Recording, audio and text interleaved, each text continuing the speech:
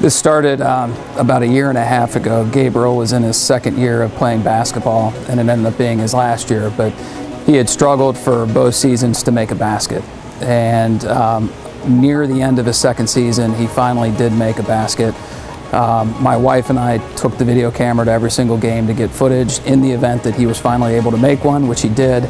So we ended up putting a video together of his season showing a lot of the missed baskets that he had, and then finally the one that he made it.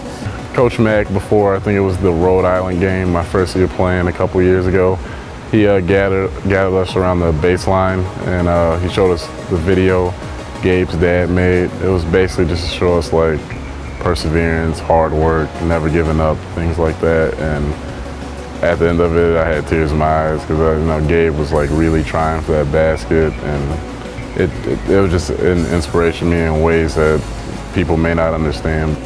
2 days later, received an email from Landen where he described the impact the video had on him, what an inspiration Gabe was, and from that point forward we communicated and really struck up a friendship between Landen and Gabe, and frankly Landen and our entire family. Told him that Gabe was probably one of the biggest inspirations in my life to this point, and I just wanted to play for Gabe, because when I was in 4th grade playing basketball, that was everything to me. That's all I ever cared about was sports, and Gabe is probably the most passionate kid I've ever seen when it comes to things like that. It's a condition known as Spina Bifida, which is a neural tube defect, which is where the spinal cord or the neural tube stops development within the 30 days in utero. So it can stop at the base of the brain, which is very severe, and it can stop anywhere all the way down to the tailbone area.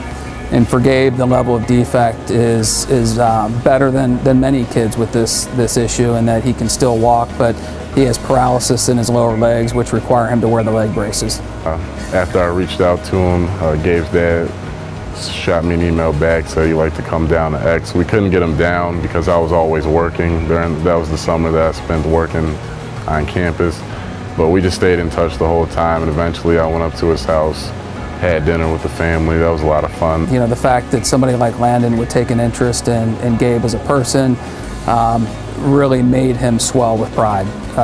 He really felt good about that fact, because again, it's, Gabe's had a lot of struggles with some of his limitations, and the fact that Landen, a guy who Gabe looks up to because he gets an opportunity to play at a school like Xavier and come out and compete the way he does, the fact that he would take time out of his schedule. And again, college kids have a lot of other things on their mind other than spending time with the 10, 11-year-old kid. And the fact that Landen did it means the world to Gabe. I went to a golf outing, the annual golf outing for Gabe. That was a lot of fun. It's for the very first time I ever golfed 18 holes besides shooting range, so that was an experience. He probably shouldn't golf much. He's a lefty, he's got a terrible swing, which is all the more testament to how great of a person he is. The fact that he would endure 18 holes of golf with the swing he has to be with Gabe that day, I think tells you a lot about who he is as a person. Well, it was a year ago. Landen participated in a charity golf scramble. My wife and I host, and came to the dinner afterwards, interacted with a lot of the kids, which made Gabe so happy that his friend came out to support our efforts to raise money for children with disabilities. And then he came back and played again a couple weeks ago. And in the intervening times, he's come over to the house for dinner, and he and Gabe played PlayStation several times and Xbox. But it just is a testament to the kind of person Landen is. He is, the words I use are class act. He really is. I really want to continue this even after college, because Gabe's like a little brother to me. It means a lot to hang with him. I love being around a kid. He reminds me of a young me. He's like, you can tell if you sit with him for 5 minutes, he's very shy. If you hung out with him a few more times, he'd never stop talking. He has a lot of fun, and that's one of the things I love about him. I'm here with Gabe Puthoff, one of Xavier basketball's favorite people in the world. Gabe, how much do you love Xavier basketball? A lot. How much is a lot? A lot. A lot. Who's your favorite player? You. Thank you, I really appreciate that. So how bad am I at golf? Pretty bad. So if we went one-on-one, who would win, me or you? In golf. In golf.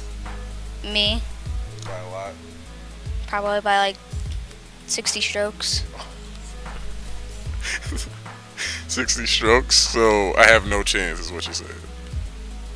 Oh, sort of. So have you had fun on your visit to Xavier today? Yes. Tell him about that shot you just hit in the horse to win it. You were down, looked like there was no hope, but you came through, hit an NBA 3 one-handed. How did that feel? Good. Half of it was luck. Actually, all of it was luck. I don't know, it looked like a lot of skill was in that shot. No, not. So what's your favorite video game, Gabe? Madden 25. Who's your favorite team? Please don't say the Bengals. Redskins. Okay, good. You want to tell everybody about that time you beat me in NCAA? Okay, so he was Xavier and I was Ohio State. And I was beating him by the fourth quarter, probably by 24.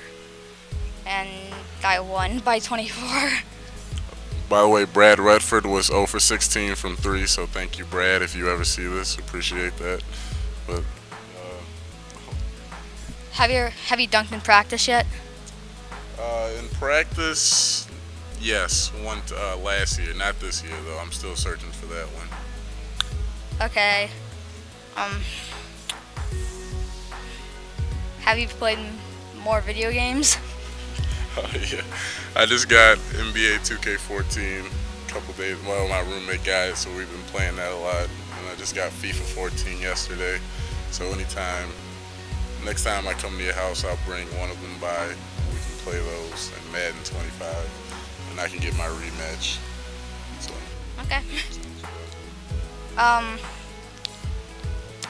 Have you been practicing your swing in golf?